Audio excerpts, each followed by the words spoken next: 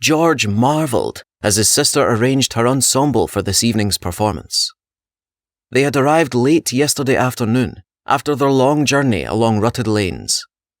They woke early with the light of a late summer day, and soon after breakfast, a group of musicians had arrived to begin rehearsing with Catherine.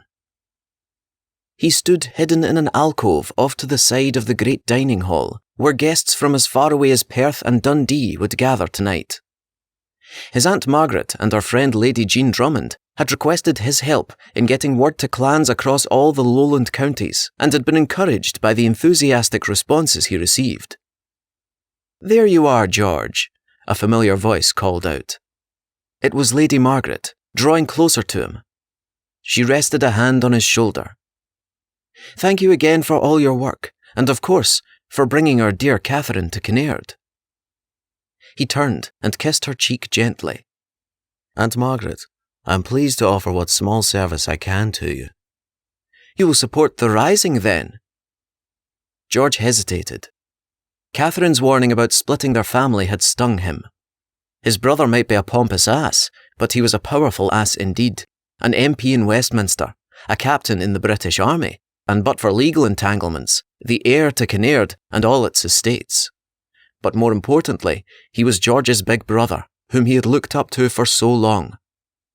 While others could focus abstractly on the English as the enemy, it was not quite so easy for George.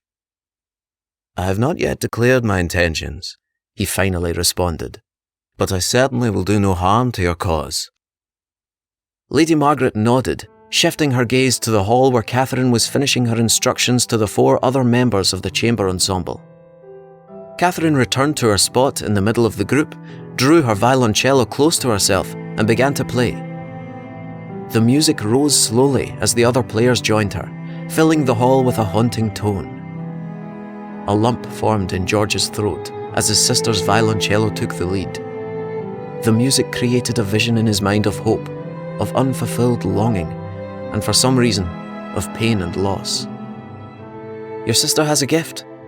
It seems to speak to one across time and place."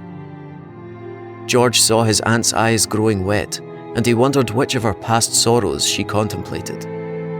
A tear rolled down her cheek, and it was followed by another until she lowered her head.